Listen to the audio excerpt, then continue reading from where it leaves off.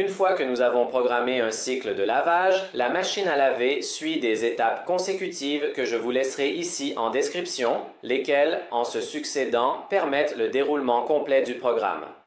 Si l'une de ces étapes ne peut pas être accomplie, évidemment le cycle de lavage est interrompu.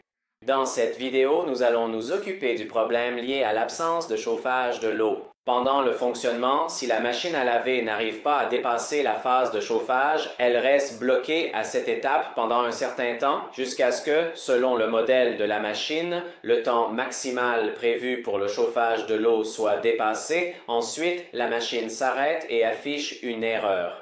Par conséquent, si nous nous trouvons dans la situation où la machine à laver a chargé l'eau et que le lavage est en cours, mais qu'à un certain moment elle s'arrête soudainement, il faut vérifier si l'eau à l'intérieur du tambour est chaude ou froide. Pour cela, il suffit de toucher la porte de la machine à laver afin de sentir si l'eau à l'intérieur est chaude ou froide.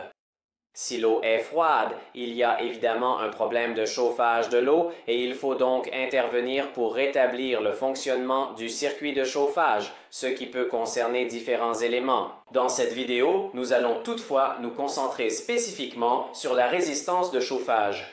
La résistance de chauffage est située à l'arrière du lave-linge, essentiellement en bas sous la cuve. Dans cette vidéo, nous verrons donc comment accéder à la résistance électrique, comment la tester et comment la remplacer.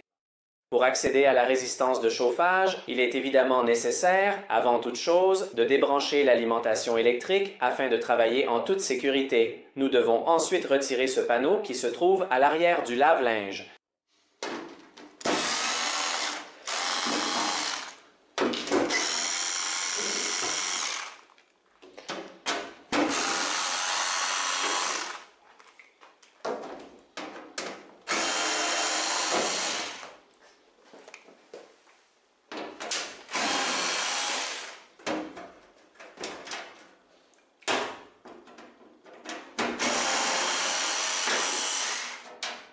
Alors, une fois le panneau retiré, nous avons donc accès à la partie arrière du lave-linge et ainsi à la résistance électrique qui, comme nous l'avons dit précédemment, est positionnée en bas, juste sous la cuve. En pratique, elle est insérée à l'intérieur essentiellement de la cuve et c'est à partir de là que l'eau qui se trouve à l'intérieur se réchauffe grâce à son chauffage.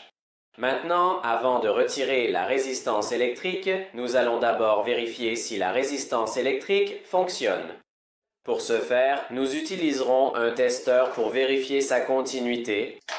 Pour mesurer la résistance, nous prenons un testeur et nous l'allumons, puis nous le réglons sur la position ohm mètre, l'échelle la plus basse, à 200.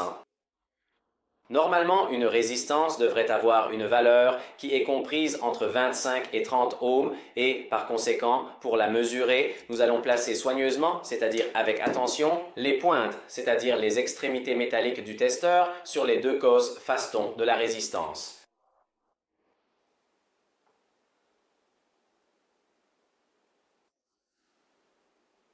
Nous remarquons que cette résistance a une valeur précisément de 28 et quelque chose.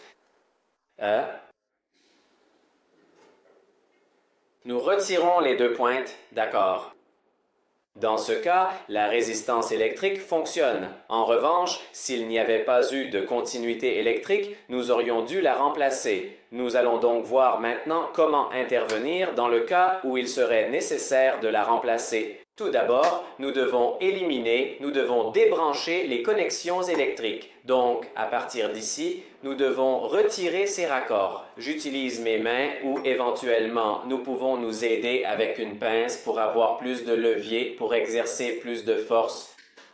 Donc, nous avons débranché les connexions électriques, la mise à la terre. Nous débranchons ce connecteur qui, en substance, comme nous le verrons dans notre vidéo, est un connecteur pour la sonde électrique de la résistance. Cela pourrait également être la cause du manque de chauffage. Et maintenant, nous procédons à dévisser cette vis qui, justement, bloque la résistance à l'intérieur de la cuve. Pour dévisser la résistance, nous allons utiliser dans ce cas précis une pince. Il suffit donc simplement de desserrer cette vis, puis celle-ci. Voilà. À ce stade, nous devons essayer de retirer la résistance vers l'extérieur. Elle semble un peu coincée, il faut insister légèrement, donc la bouger un peu, la faire bouger pour la décrocher avec précaution. Cela.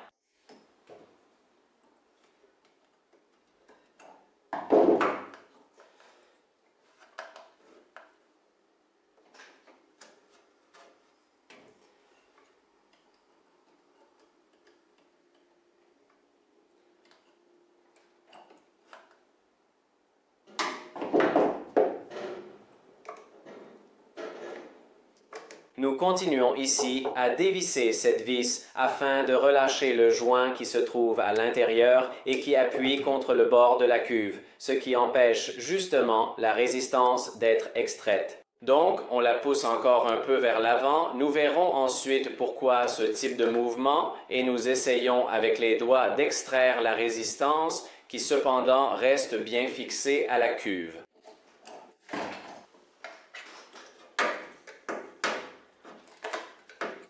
Donc, dans ce cas, nous faisons levier précautionneusement avec un tournevis dans la partie, voilà, inférieure, afin de permettre précisément à la résistance de venir vers l'extérieur.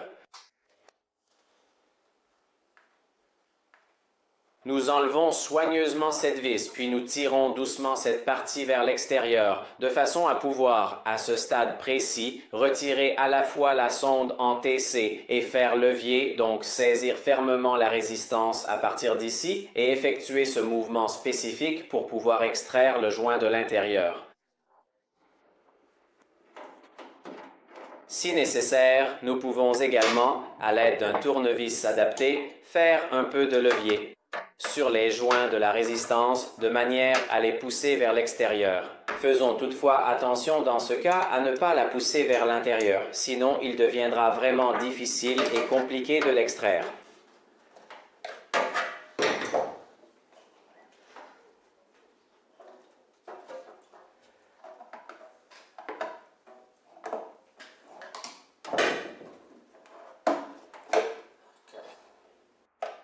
Nous avons extrait la résistance.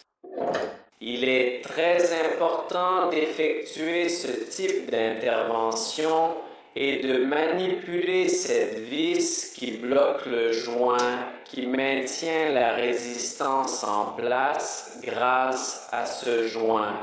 En effet, au moment où elle est insérée à l'intérieur de cette partie ici, la vis est desserrée et donc le joint peut être inséré. Au moment où l'on va serrer cette vis, la vis tire vers l'arrière cette partie en fer et donc elle a tendance à comprimer ce joint qui augmente d'épaisseur et ainsi il vient se coincer le long du bord de la cuve de la machine à laver.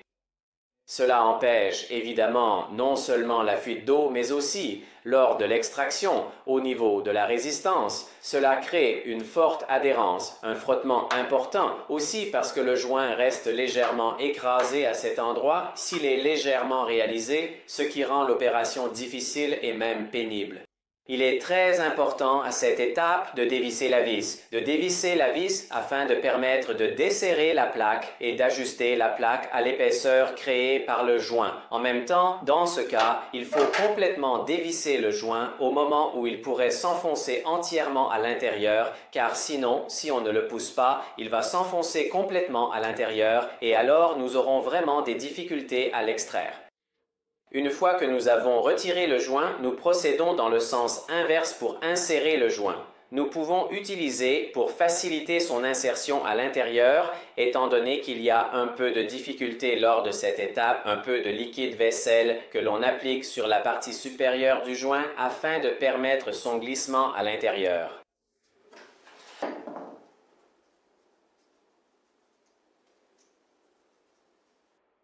Après avoir enduit la partie supérieure de liquide vaisselle, nous insérons le joint en faisant attention à ne pas le pousser trop haut de cette façon, sinon il pourrait entraîner le panier de la matrice. Par conséquent, nous devons l'insérer de manière pratiquement horizontale, donc comme ceci, en faisant justement attention à ce qu'il n'entre pas en contact avec le panier de la matrice. Une fois que nous avons inséré, il s'agit de procéder à une vérification. Donc nous n'allons pas complètement à l'intérieur. Nous insérons à ce stade la sonde NTC, dont nous verrons plus tard l'utilité. Puis nous introduisons la résistance à l'intérieur. Dans ce cas, nous poussons d'un côté puis de l'autre. Voilà, dans ce cas, c'est possible.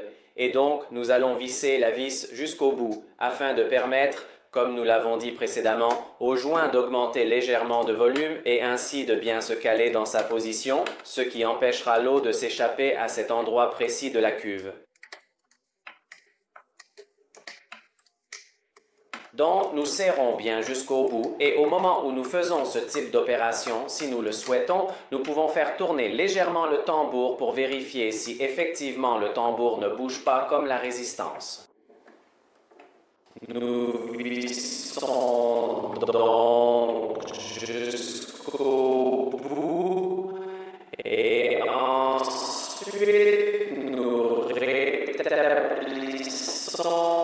les connexions.